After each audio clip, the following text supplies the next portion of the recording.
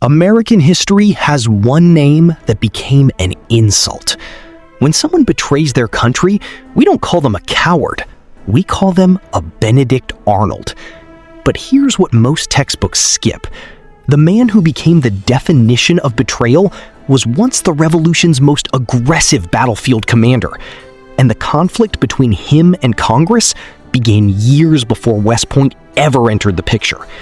This is the complicated story they rarely teach, the story of a hero's fall and the politics behind it. Stay with me, because by the end of this, you will understand American history in a way more. In 1775, when the Revolution was nothing but a desperate idea, Benedict Arnold was already bleeding for it. He helped capture Fort Ticonderoga, a fortress the Americans had no business taking. Then, he marched his men through the Maine wilderness in the dead of winter. No food, no shelter, men eating their own boots, men dying in the snow. Arnold kept walking.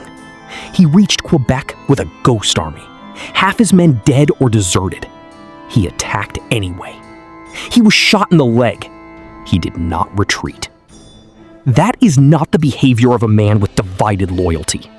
That is the behavior of someone who believed in this cause completely and was willing to die proving it. Then came Valcour Island, 1776. The British had a full war fleet. The Americans had canoes with cannons bolted to them. Arnold fought a delaying battle on Lake Champlain that bought the Revolution an entire year. A year Washington used to keep the war alive.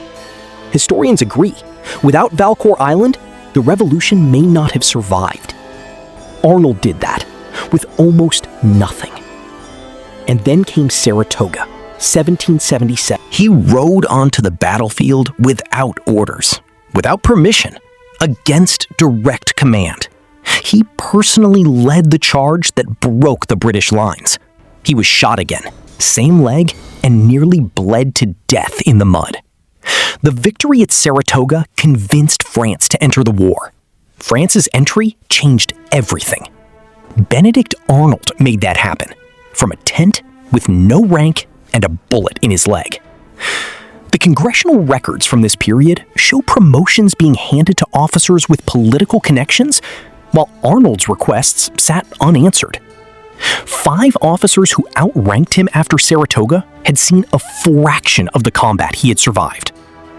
That gap between sacrifice and recognition is where this story begins to shift. After Saratoga, Congress finally promoted him, but they backdated the promotion, meaning 5 officers with stronger political connections now outranked him regardless.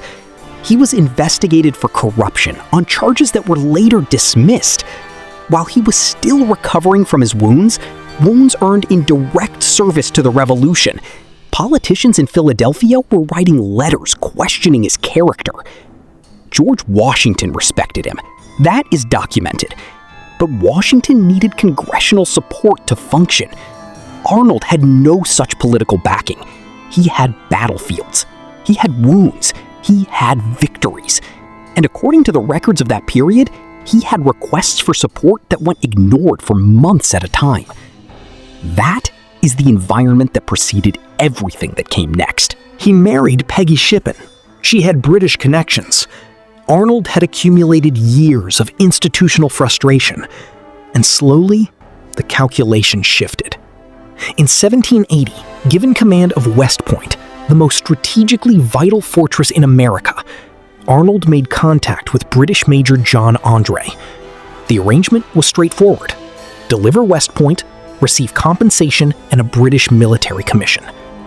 Was it treason? Yes. Legally, morally, without question. But the congressional record between 1777 and 1780 also shows a pattern. Repeated overlooking of one of the Revolution's most effective field commanders. Both things are historically true, and that is precisely what makes this story so difficult to reduce to a single sentence. The plot collapsed when André was captured carrying the plans. Arnold escaped to the British side with minutes to spare. André was hanged, Arnold was commissioned into the British Army. He fought for the British for the remainder of the war, raiding Virginia, burning New London, a town he had once lived near. And here is what the history books rarely include. Even the British kept him at arm's length. He spent his final years in London, in debt, largely forgotten. Americans condemned him. The British never fully embraced him. The man who held the line at Valcour Island and turned the tide at Saratoga died in a foreign country in 1801, with nothing but a name that had become shorthand for betrayal. So, was Benedict Arnold justified in what he did at West Point? No. Military historians are consistent on this. Surrendering that fortress would have devastated the Continental Army. That verdict does not change.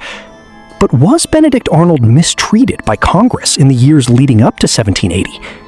The Congressional records say yes. The real lesson here is not about one man's choices. It is about what happens when institutions fail the people who sacrifice most for them.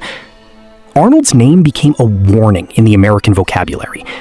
But the full warning, the one history rarely finishes, is about what broken trust between soldiers and governments eventually produces.